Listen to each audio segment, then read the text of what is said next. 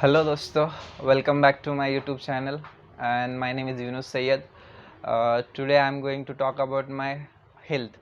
तो बहुत सारे लोग हैं जो मैसेज करते हैं, फ़ोन करते हैं, पूछते हैं कि भाई अभी तू कैसा है, कैसी ट्रीटमेंट चल रही, कितने दिन हो गए, डॉक्टर क्या बोल रहे हैं। तो हर एक को अलग अलग टेस्ट करना पड़ता है या फिर थोड़ा बहुत बात करनी पड़ती। तो ज़्यादा बात तो नहीं होती, थोड़ा ये सांस फूलती है। तो इसलिए सोचा कि एक यूट्यूब वीडियो बना के अपलोड किया जाए ताकि जो भी अपने दोस्त है, फ्रेंड्स है, रिश्तेदार है, सबको एक पता चले कि एक्चुअली व्हाट्स गोइंग ऑन।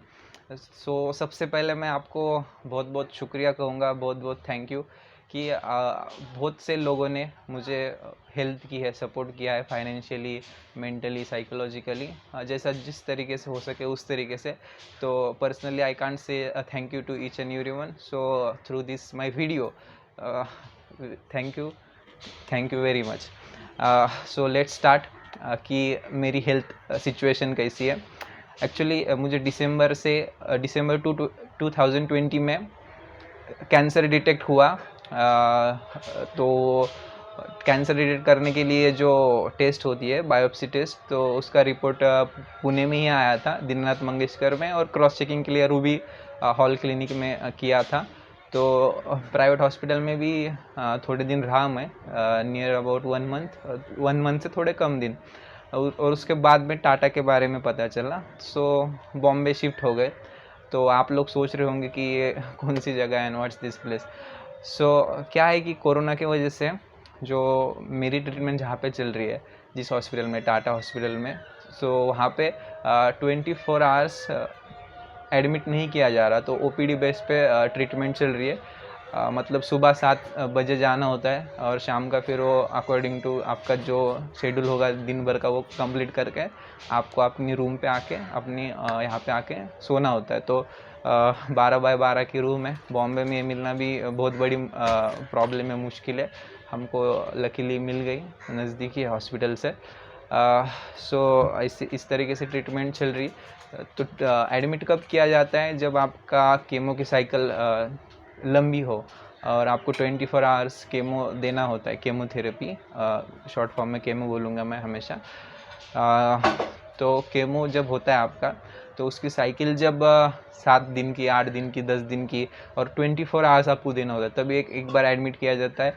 या फिर आपकी सिचुएशन बहुत ज़्यादा क्रिटिकल हो और आप थोड़े भी चल फिर नहीं सकते और बहुत ज़्यादा क्रिटिकल है, तो एक बार एडमिट किया जाता है।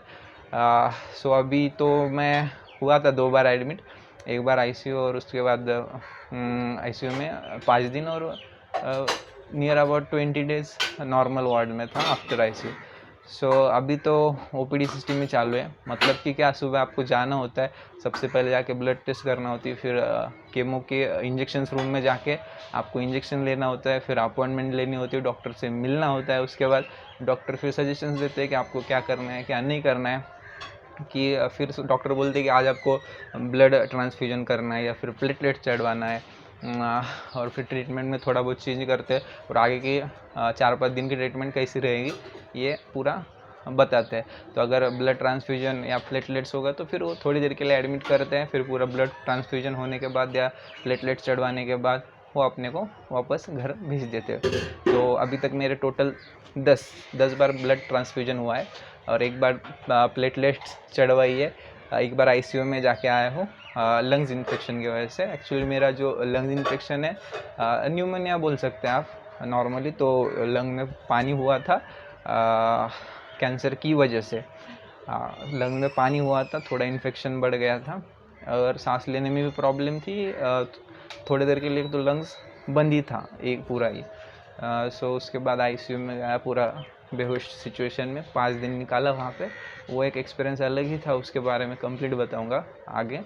तो अभी तो फ़िलहाल जो इंजेक्शंस होते हैं मेरे, एक्चुअली मुझे ब्लड कैंसर है। वो बताना भूल गया मैं कि ब्लड कैंसर में एक्चुअली स्टेज ऐसा कुछ होता नहीं है। मतलब स्टेज 1, स्टेज 2, स्टेज 3 या स्टेज 4।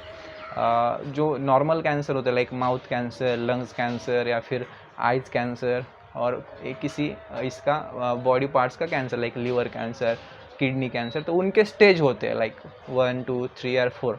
4 मतलब बहुत हार्मफुल और लास्ट स्टेज, उसके बाद कुछ ज़्यादा चांसेस नहीं होते। सो 10 में से सिर्फ एक ही बच पाता है जो 4 स्टेज जाते हैं, उसकी सक्सेस स्टोरी होती है और वही ज़्यादातर पब्लिश होती है, लोग देखते हैं उसको, उसके बारे में सोचते हैं, बताते हैं और फिर सबको लगता है कि it's very easy to defeat the cancer. लेकिन जो 9 मरते हैं उनका किधर कुछ ज़्यादा इशू नहीं होता है। So this is about cancer. So अब बहुत सारे लोग पूछते हैं कि भाई हुआ कैसे, तो अभी डॉक्टर भी फाइंड आउट नहीं कर पाते कि actually what's the reason behind it. So normally बोलते हैं जेनेटिक्स होगा या एनवायरमेंटल होगा या लाइफस्टाइल होगा या फिर वायरसेस होगा, और इसके होने के बहुत सारी चीज़ें, लेकिन अपने को सिर्फ 2 ही चीज़ें ज़्यादा कॉमनली मालूम है। फर्स्ट इज़ जेनेटिक्स और सेकंड जो होता है वो एनवायरमेंटल, और थर्ड जो अभी न्यू डिफिनीशन आ रही है कि it's a lifestyle disease, it's a lifestyle.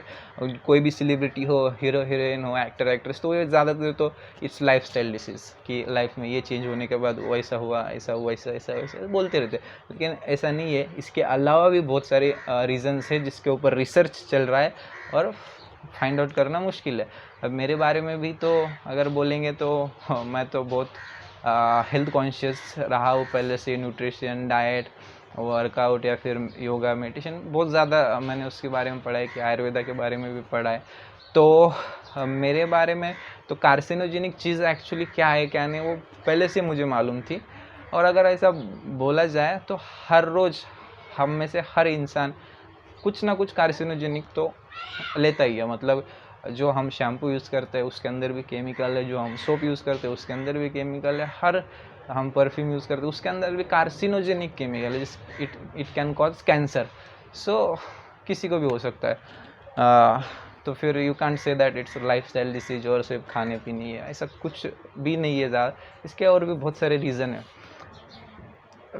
और दूसरी बात कि अभी एक्चुअली कितना दिन हुआ और मैं कैसे फील कर रहा हूँ अभी, तो ये भी बहुत ज़्यादा क्वेश्चन पूछा जाता है। कार्सिनोजेनिक की एक चीज़ बोलना भूल गया मैं।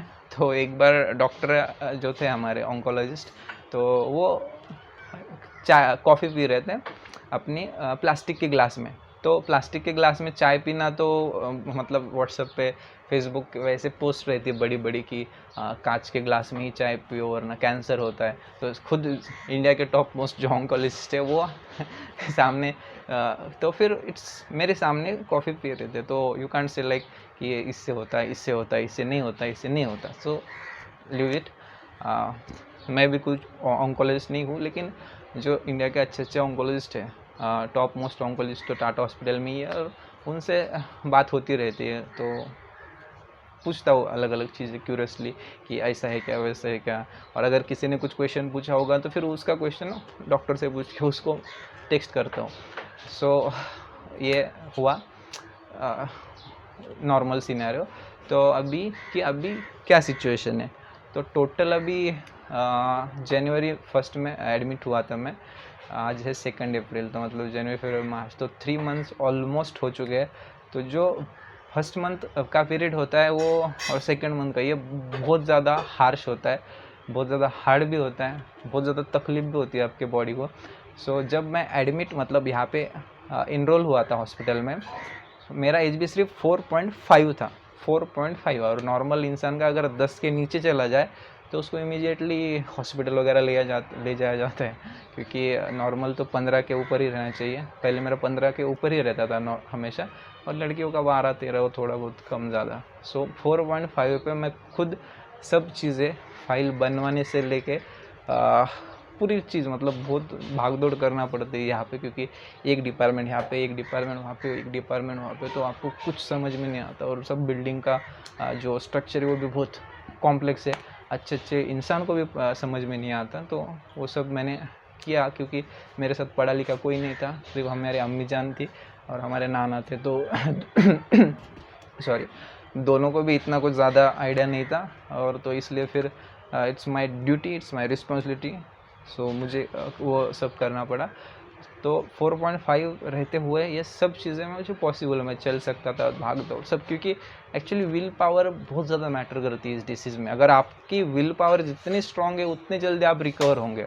जितना ज़्यादा पॉजिटिव सोचेंगे कि भाई मैं जल्दी से जल्दी, डॉक्टर ने कहा है ना, अभी मुझे डॉक्टर ने कहा कि 50% चांस है रिकवर होने के और बचने के। सो मैंने सोचा कि 50% इज़ टू बिग एक्चुअली। 1% भी रहता तो भी मैं सोचता कि मैं वो 99 नहीं हूँ जो मरने वाले हैं, वो 1% में हूँ जो बचने वाले हैं। 50% is too big for me actually. So अभी 50 से 60% अभी कल की रिपोर्ट है, उसमें 50 से 60% चांस हो गए। सो ऐसी चीज़ें हैं। और जो मेरे केमोथेरेपी है वो भी अलग है। वो ऐसी नहीं है कि 1, 10, 20, 50, 100 ऐसा।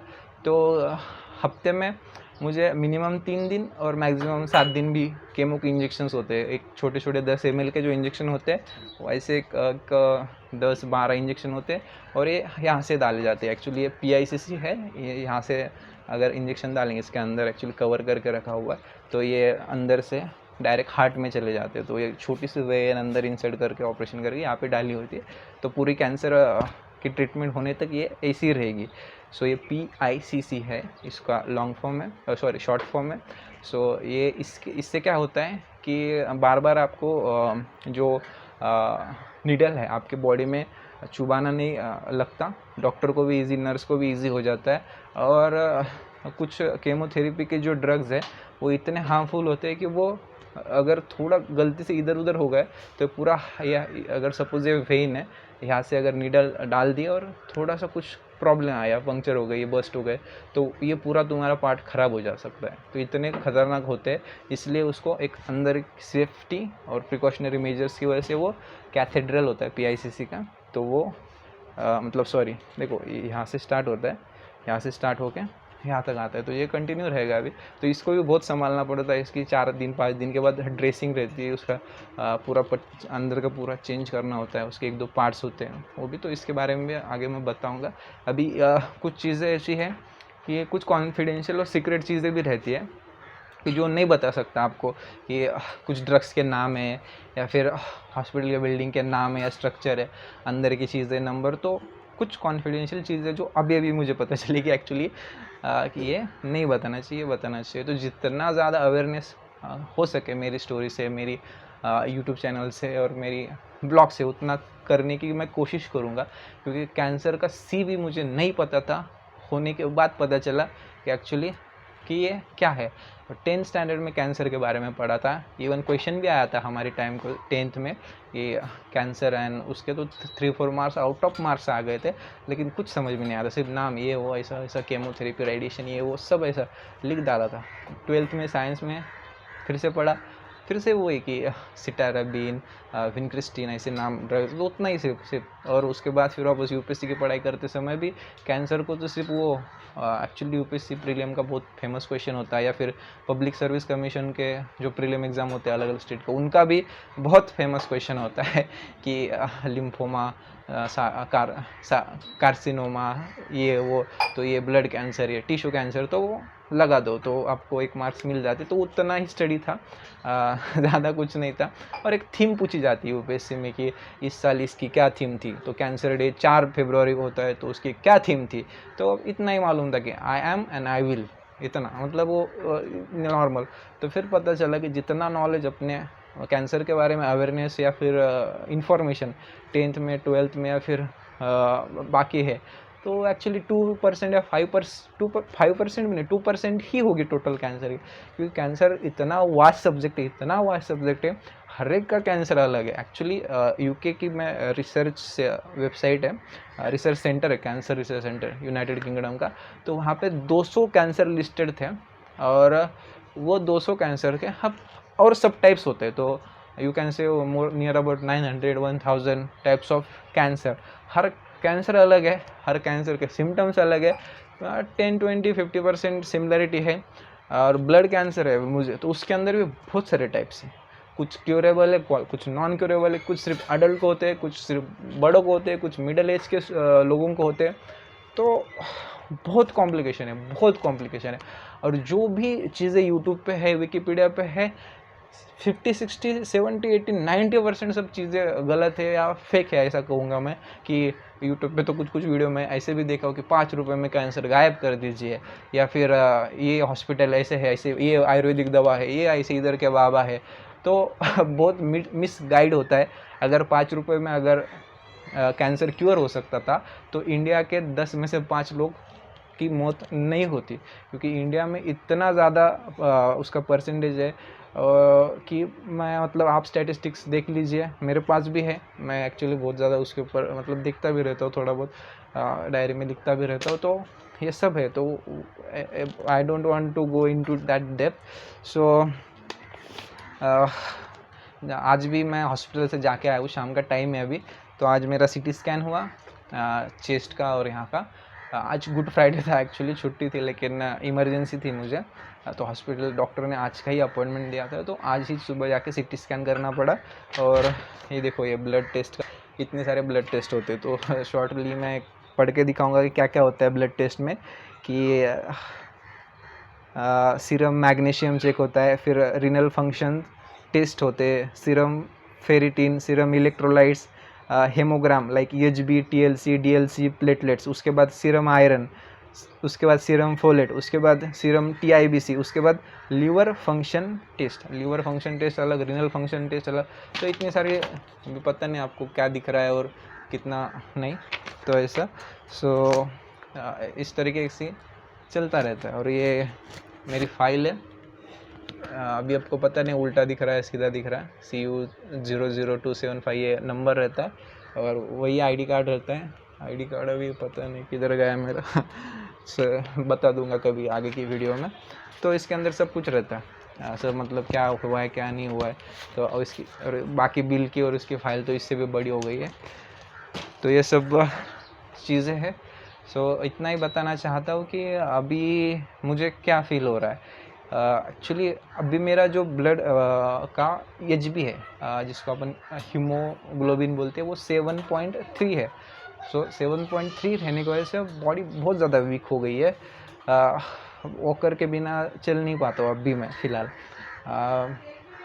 तो बहुत वीक हो गई है, और जब भी ज़्यादा चलता हूँ तो सांस बहुत फूलती है, या फिर ज़्यादा बोला है 20-25 मिनट अगर किसी साथ कॉल पे बोला तो 1-2 मिनट रुकना पड़ता है, फिर रुक के कन्वर्सेशन डिलीवर करना होता है। तो बॉडी में एक अलग ही फीलिंग रहती है। मतलब वीक, और 20 kg लॉस हुआ है मेरा 2 महीने में। जनवरी फरवरी में ही मेरा मतलब नियर अबाउट 75-77 था, तो डायरेक्टली 20 माइनस हुआ। तो अभी 1-2 kg थोड़ा थोड़ा बढ़ रहा। तो बाकी डाइट है, और फिर बहुत सारे प्रिकॉशंस है, बहुत सारी गोलियां है। और गोलियों के बारे में भी एक चीज़ बताना चाहूँगा कि फ़िक्स टाइम पे फ़िक्स गोली लेना होता है। कि उसका टाइम अगर आप अगर आधा घंटा 1 घंटा नो, 5 मिनट 10 मिनट ठीक, वो भी अलाउड नहीं है। सुबह 10 बजे, दोपहर की गोली 4 बजे, शाम की गोली 10 बजे। तो ये 3 टाइमिंग, और इसके अलावा तो आपको कंटिन्यू माउथ वॉश करना होता है। और बाकी तो फिर प्रोटीन पाउडर वगैरह ये तो डाइट की चीज़ें हैं। हाँ, वर्कआउट करता तब भी कभी ज़िंदगी में प्रोटीन पाउडर नहीं खाई, लेकिन ऐसे इतने ये उल्टा होगा, ऐसे उल्टे इतने बड़े बड़े डब्बे होते हैं।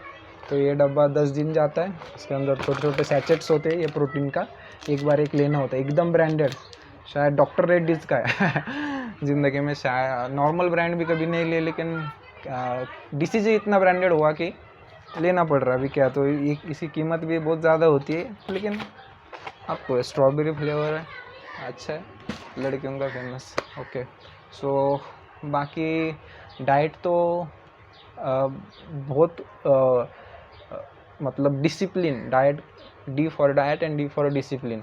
तो डिसिप्लिन के साथ अगर डाइट फॉलो करेंगे और ट्रीटमेंट फॉलो करेंगे और टैबलेट्स सिरप्स टाइम पे लेंगे, प्रिकॉशंस लेंगे, हर चीज़ टाइम टू टाइम होंगी। इसकी ड्रेसिंग से लेके नहाना, या फिर नहाने के बाद भी वाइप्स होते हैं, तो उससे पूरा बॉडी वगैरह सब क्लीन करना पड़ता है। तो बहुत सारे प्रिकॉशंस लेना पड़ता है, अदरवाइज़ वो बहुत ज़्यादा फैल जाता है। और क्या बताना था, कि हाँ अभी बॉम्बे में है, गर्मी बढ़ते जा रही है, तो ये एटमॉस्फेयर की मुझे आदत नहीं थी। पूना में 6-7 साल गए हैं और हमारा जो एरिया है वो भी थोड़ा कोल्ड ही है, और यहाँ समुंदर की वजह से ह्यूमिडिटी है वो बहुत ज़्यादा अलग ही चीज़ है यहाँ पे। तो बहुत ज़्यादा पसीना आता है और तकलीफ़ भी होती है बॉडी को धूप के वजह से। सो डाइट में इतना ही है कि आपको पानी बहुत ज़्यादा पीना होता है और एटलीस्ट 2 आवर्स में कुछ ना कुछ खाना होता है आपको। फिर फ्रूट्स है, फिर मतलब वो डाइटिशियन है मेरी स्पेशल, तो वो जो बताती है तो उसके हिसाब से अकॉर्डिंग टू चार्ट चलता रहता है। ट्रीटमेंट भी थोड़ी महंगी है, मतलब कैंसर तो पूरा महंगा ही रहता है। तो जो मुझे कॉस्ट सर्टिफिकेट मिला था तो वो 2 महीने का 8 लाख था, मतलब मंथली 4 लाख खर्चा, और केमोथेरेपी खर्चा भी टोटल 6 लाख अराउंड बताया था, जिसके अंदर बहुत अलग अलग ड्रग्स होते हैं। आपको अगर टाइम मिला या फिर कुछ आपको अगर पूछना है तो डायरेक्टली मुझे कॉल कीजिए या मेरे फ्रेंड से नंबर लेके बात कीजिए। किसी को कैंसर है, मतलब किसी को हेल्प चाहिए, तो मैं हूँ यहाँ पर करने के लिए। सब बातें यूट्यूब पे तो पॉसिबल नहीं है बताना। बाकी तो अभी नॉर्मली अच्छा हो, और हॉस्पिटल में हर रोज़ अलग अलग पेशेंट देखता हूँ, अलग अलग स्टोरी सुनता हूँ, हर एक की अलग स्टोरी है। मैं मतलब जो हूँ तो महाराष्ट्रियन ही हूँ, 270 kilometre from Bombay, 300 near about approximately. तो यहाँ फॉरेन, विदेश बोलना थोड़ा मुश्किल, विदेशों से लोग आते हैं, सॉरी अगेन, बांग्लादेश, श्रीलंका, अफ़गानिस्तान बहुत। और अभी लॉकडाउन में सिर्फ इतने जो एशियन कंट्रीज़ है उनको ही अलाउड है यहाँ पे। बाकी तो यूरोपियन कंट्रीज़ के बहुत ज़्यादा आया करते थे पहले, क्योंकि इंडिया में ट्रीटमेंट कैंसर का बहुत सस्ता है इन कंपैरिजन टू यूके या फिर यूएस, तो बहुत लोग यहाँ आया करते थे। तो ये अच्छी बात है कि अपनी इंडिया की, बॉम्बे की, कि हम बोलते हैं हमारा मेडिकल सिस्टम एकदम ख़राब है ऐसा, तो मैं उनको बोलूँगा कि भैया एक बार टाटा हॉस्पिटल में आइए, यहाँ का एडमिनिस्ट्रेशन देखिए, यहाँ के नर्स से लेकर डॉक्टर तक देखिए, इतने क्वालिफाइड है कि इंडिया के टॉप मोस्ट डॉक्टर्स है। और यहाँ का जो झाड़ू मारने वाला भी है ना, तो वो आपको आपसे ही बात करेगा, तू तड़ाक तुमसे नहीं, और रिस्पेक्टफुल, और बहुत मतलब सिक्योरिटी गार्ड से लेके हर इंसान यहाँ पे क्वालिटी है। लेकिन यही क्वालिटी एक्चुअली अगर पूरे इंडिया में होती तो शायद इंडिया जाने दो। Like no political discussion on this channel, and अपने डिस्कशन तो ओनली कैंसर, मेरी स्टोरी। और आपको जितना ज़्यादा फ़ायदा होगा मेरी वजह से उतना अच्छा रहेगा, क्योंकि मैं अपनी स्टोरी भी बताता रहूँगा और कैंसर के बारे में भी बताता रहूँगा। सो एक चीज़ बोल रहा था मैं कि बहुत अलग अलग स्टोरीज़ यहाँ देखता हूँ, मरीज़ देखता हूँ, तो फिर लोग पूछते हैं कि भाई तू इतना हैप्पी क्यों रहता है, मतलब इतना मोटिवेटेड कैसे क्या। तो मुझे एक गाना याद आता है, वो बॉलीवुड का, शायद अमृत मूवी का है वो, कि दुनिया में कितना गम है, मेरा गम कितना कम है, जब लोगों का गम देखा तो ऐसा लगा कि मेरा गम कितना कम है। सो ये जो है कुछ चीज़ें बॉलीवुड के गाने हैं, कुछ कोटेशंस है जो बड़े बड़े महान लोग होके गए हैं, लाइक APJ अब्दुल कलाम या हो, या फिर स्वामी विवेकानंद जी हो, या और अलग अलग इंस्पिरेशन हो, शिवाजी महाराज से लेके तो अपने मोहम्मद पैगंबर तक, जितने भी अच्छे बड़े इंसान हो गए हिस्ट्री में, उनके थॉट्स पढ़ता हूँ। अभी तो फ़िलहाल 2-3 ही बुक्स हैं, शरद पवार की बायोग्राफीज़ है दोनों भी, तो वो पढ़ता हूँ। एक्चुअली ब्लर दिखता है मुझे, तो ज़्यादा पढ़ नहीं सकता, तो ये अपना ऑडिबल शुरू है, तो उस पर बहुत सारे बुक्स सुनता हूँ। लेकिन क्या होता है, सुनते सुनते नींद लग जाती है, तो आधा याद रहता है, आधा नहीं याद रहता है, तो इट्स प्रॉब्लम कि केमोथेरेपी की वजह से एक्चुअली थोड़ा सा इफेक्ट होता है आपकी टोटल बॉडी पे। लाइक अभी आप ये हेयर देख सकते हो, 50% चले गए, और 2 महीने के बाद तो ये भी बूम। जब हॉस्पिटल आए थे तो एकदम पूरा क्लीन करके आए थे, तो अभी वो इतने बड़े हो गए तो उसमें से वो हर रोज़ थोड़े थोड़े चले जा रहे। बाकी ये लिप्स है, एक्चुअली ये भी फटते हैं इसकी शायद धूप की वजह से, तो कभी कभी ब्लीडिंग भी होती है। तो बहुत सारे चीज़ें, और जो उंगलियां होती है, उंगलियां, तो इसकी जो कवर होता है, ऐसा क्या बोलते हैं, पील या छिलका होता है, तो वो चला गया एक्चुअली मेरा। दिख रहा है नहीं दिख रहा है आपको पता नहीं कैमरा में। और जो पैर है उसका भी छिलका गॉन। सो बहुत सारी चीज़ें होती है बहुत लोगों की आंखें डायरेक्टली चली जाती है, मतलब जब तक केमोथेरेपी चालू है, ट्रीटमेंट चालू है, नो एनीथिंग। एटलीस्ट शुक्र है कि मुझे कुछ ना कुछ तो दिख रहा है और अच्छा दिख रहा है। तो ज़्यादा देर अगर बुक मतलब 2-3 मिनट ऐसा बुक पढ़ूंगा देखूंगा तो फिर पूरी बुक ब्लर हो जाती है। सो इसलिए ज़्यादा पढ़ना नहीं होता है, आँखों को तकलीफ होती है।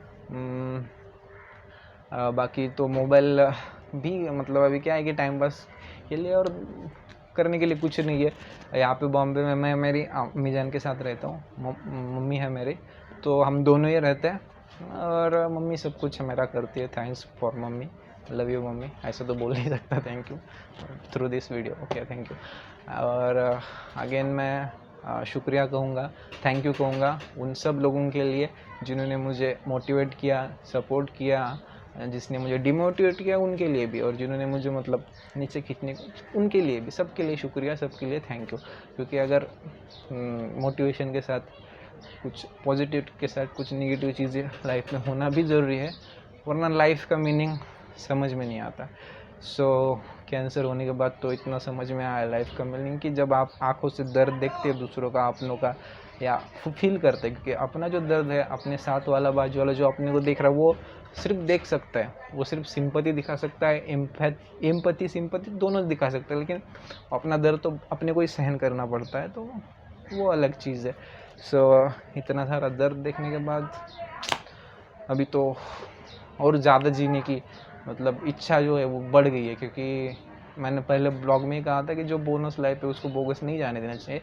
एक्चुअली हमारे हर एक की लाइफ बोनस ही होती है कि आज हम सोते हैं, कल को पता नहीं कि रात में कुछ हो गया, हार्ट अटैक आया, चले गए। तो हर दिन हमारे लिए बोनस है, हर पल हमारे लिए बोनस है, हर पल हमारे लिए एक नई ज़िंदगी है। तो ज़िंदगी का मिसयूज़ मत करो, आज तक बहुत किया होगा तो ठीक है, लेकिन थोड़ा सा सुधर जाओ।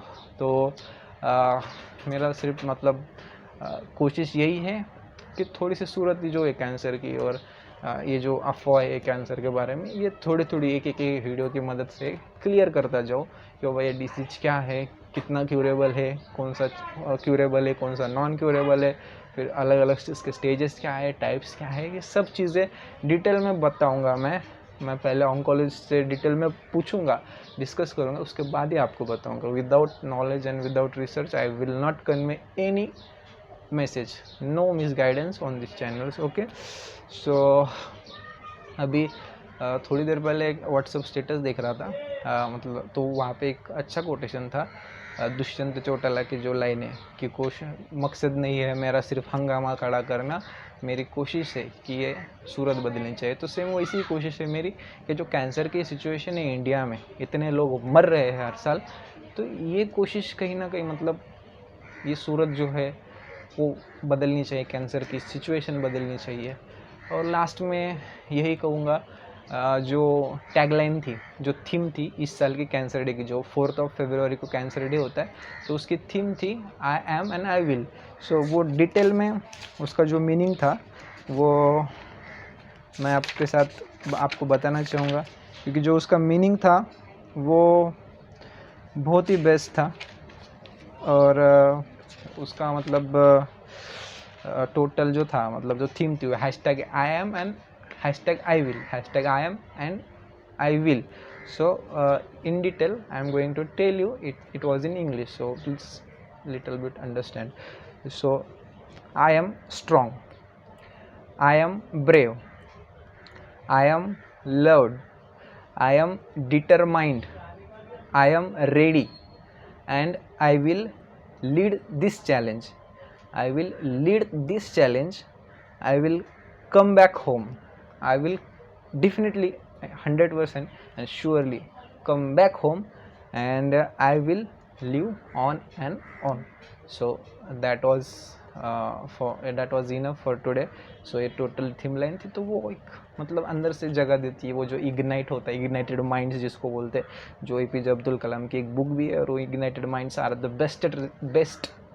Bestest resource of this country.